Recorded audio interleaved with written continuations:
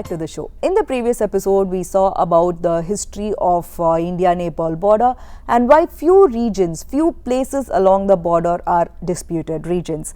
Now let's see about the diplomatic side of India-China and India-Nepal relations. Again, before I get into the episode, I must say that in this episode, I will merely be stating the facts and not my opinion. The main aim of these episodes are to give all the facts needed and to help you form an opinion about what exactly is happening in the border. Now let's get into the episode. While border disputes have been going on between India and Nepal in few regions, Nepal released a political map that included the areas of Lipulekh, Kalapani and Limpiadra as part of its own territory. This map actually came after India released a map 6 months ago that included Lipulekh and Kalapani as India's region. Nepal has always wanted to hold bilateral discussions with India to put an end to the border issue. But we saw in the previous episode that the tensions between India and Nepal actually intensified after India inaugurated a road connecting India to China through Lipulekh as part of a pilgrimage route, even without consulting Nepal. So this is an example of how exactly are the diplomatic relations between India and Nepal. All these years, Nepali leaders were actually reluctant to discuss this border issue seriously because they did not want to oppose India, because India had a very good influence in Nepal's domestic politics. In fact, Nepal's decision to revise its political map is one of the first step that it has taken to oppose India's claims, and Nepalese ruling and opposition parties actually came together to protest against the road construction along the border. But India said that these protests were actually influenced by the Chinese, and this comment actually wounded the Nepalese sentiments.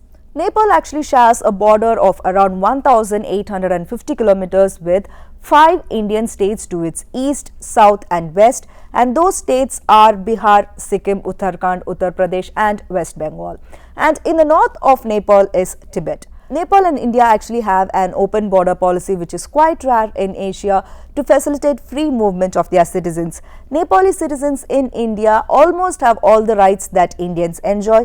About 6 million Nepali citizens, including 2 generals in the Indian Army, live and work in India, and about 600,000 Indians live and work in Nepal. There are several factors that caused India and Nepal to develop their relationship.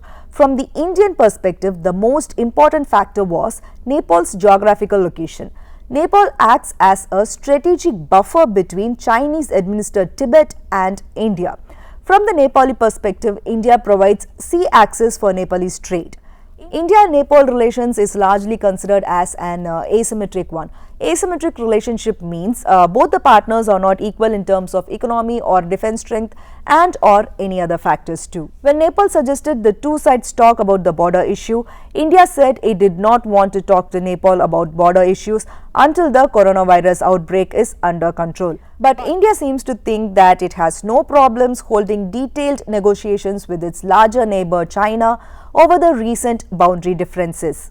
At this point, you may think, is coronavirus the real problem or is the asymmetric difference actually affecting the Indian diplomacy?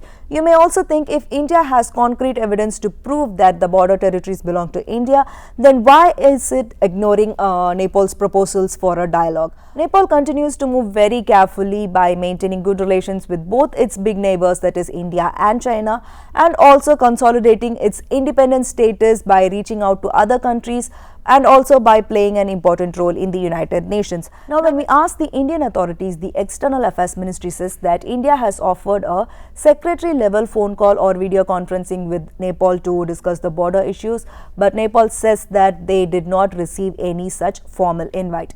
And even in a recent press meet by the Defence Minister, he said that India and Nepal has very good relations, and even if there are any misunderstandings, it would be sorted out through a dialogue.